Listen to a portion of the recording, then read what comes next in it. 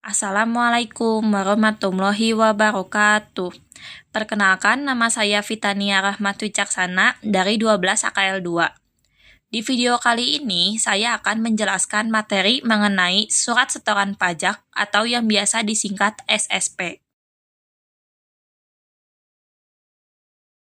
Poin-poin yang akan saya bahas kali ini adalah pengertian SSP, fungsi SSP, jenis-jenis SSP, batas waktu pembayaran SSP, dan tata cara pengisian formulir SSP.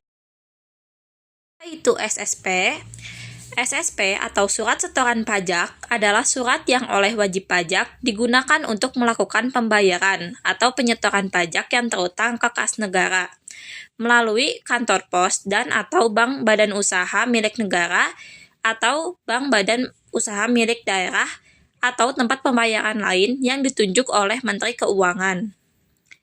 SSP berfungsi sebagai pengganti bukti potong atau bukti pungut antara lain pembayaran PPN impor, PPN bendaharawan, PPh pasal 22 impor, dan PPh pasal 22 bendaharawan.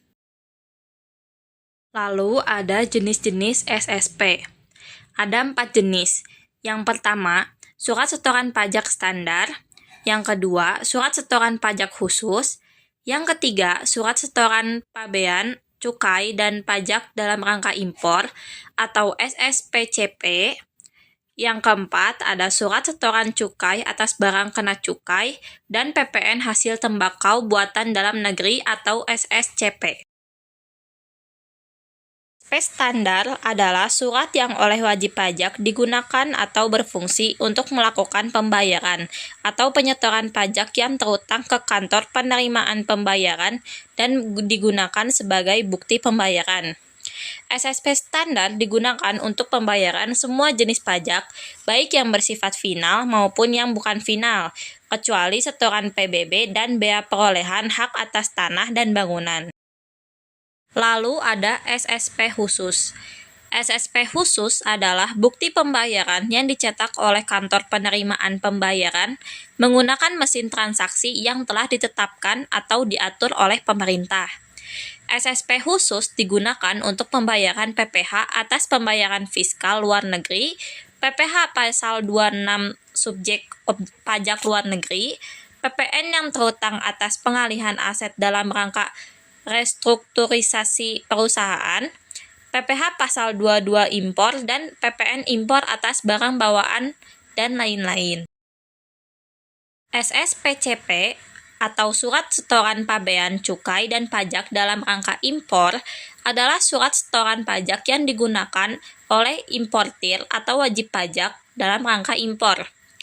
SSPCP dibuat dalam 6 rangkap untuk diberikan kepada pihak-pihak yang berkepentingan, yakni untuk penyetor, KPPBC melewati penyetor, KPBC melalui KPPN, KPP melalui KPPN, KPP melalui penyetor, dan untuk Bank Persepsi atau Pos Indonesia. Yang terakhir ada SSCP atau surat setoran cukai atas barang kena cukai dan PPN hasil tembakau buatan dalam negeri adalah SSP yang digunakan untuk pengusaha untuk cukai atas barang kena cukai dan PPN hasil tembakau buatan dalam negeri. Apabila terdapat kekurangan pembayaran pajak untuk cukai atas barang kena cukai dan PPN hasil tembakau buatan dalam negeri, selain yang ditagih dengan surat tagihan pajak atau surat ketetapan pajak, maka pelunasan kekurangan pembayaran tersebut dilakukan menggunakan SSCP. Selanjutnya, batas waktu pembayaran SSP. Wajib pajak dapat membayar pajak yang terutang di kas negara melalui kantor pos atau bank badan usaha milik negara atau bank badan usaha milik daerah, setoran pajak online 24 jam, atau dapat ke tempat pembayaran lain yang ditetapkan oleh Menteri Keuangan. Pembayaran pajak dilakukan dengan menggunakan SSP yang dapat diambil di KPP atau KP4 terdekat, atau dengan cara lain, yaitu menggunakan e-payment, jadi secara online. Selanjutnya, ada tata cara pengisian formulir SSP. Nah, SSP ini terdiri dari 4 rangkap. Lembar pertama untuk arsip wajib pajak. Yang pertama diisi ada NPWP. NPWP diisi dengan nomor pokok wajib pajak yang dimiliki oleh wajib pajak. Nama WP diisi dengan nama wajib pajak. Alamat WP diisi sesuai dengan alamat yang tercantum dalam surat keterangan terdaftar. Lalu ada NOP diisi sesuai dengan nomor objek pajak berdasarkan Surat Pemberitahuan Pajak Terutang atau SPPT Pajak Bumi dan Bangunan atau PBB. Lalu ada alamat OP diisi sesuai dengan alamat objek pajak berada berdasarkan SPPT.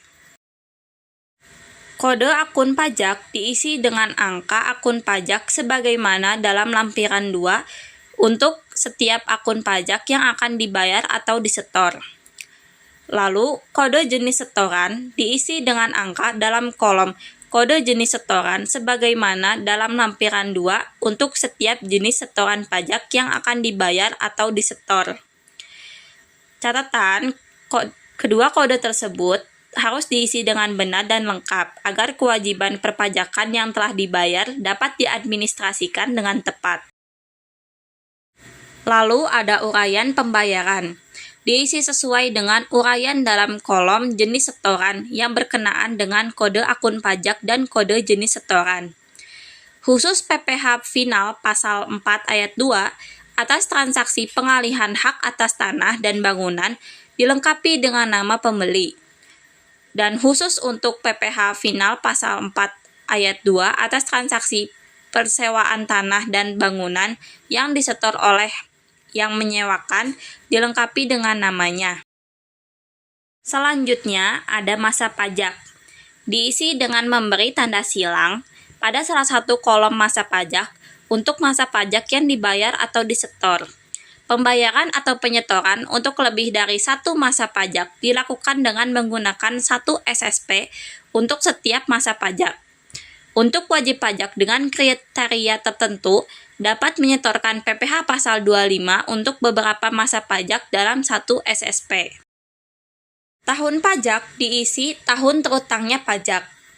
Nomor ketetapan diisi dengan nomor ketetapan yang tercantum pada Surat Ketetapan Pajak atau SKPKB dan SKPKBT atau Surat Tagihan Pajak atau STP hanya apabila SSP digunakan untuk membayar atau menyetor pajak yang kurang dibayar atau disetor berdasarkan Surat Ketetapan Pajak, STP, atau putusan lain.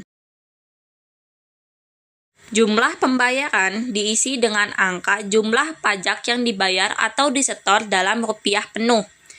Pembayaran pajak dengan menggunakan mata uang dolar Amerika Serikat bagi wajib pajak yang diwajibkan melakukan pembayaran pajak dalam mata uang dolar Amerika Serikat diisi secara lengkap sampai dengan sennya.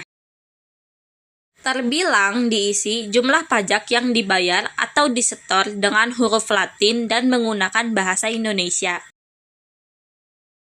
Lalu ada kolom diterima oleh kantor penerima pembayaran.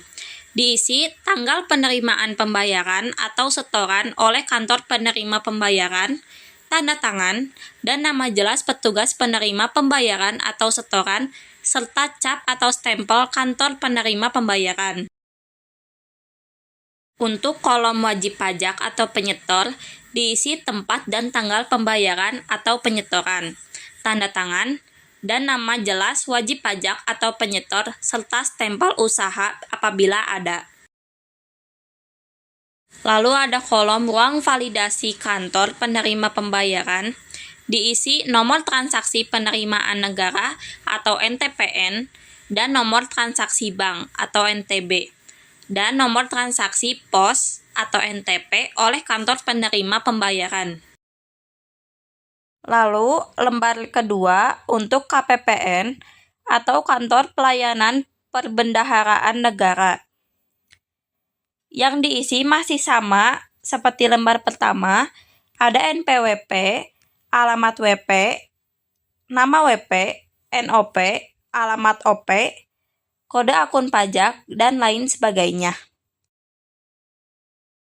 Lalu ada lembar ketiga untuk dilaporkan oleh wajib pajak ke KPP atau kantor pelayanan pajak. Yang diisi masih sama seperti sebelumnya. Lalu yang terakhir ada lembar keempat untuk bank persepsi atau kantor pos dan giro. Biasanya digunakan juga untuk arsip kantor penerima pembayaran. Di lembar keempat yang diisi juga masih sama seperti lembar pertama, kedua, dan ketiga. Sekian materi yang bisa saya sampaikan. Mohon maaf apabila ada kesalahan. Semoga bermanfaat. Wassalamualaikum warahmatullahi wabarakatuh.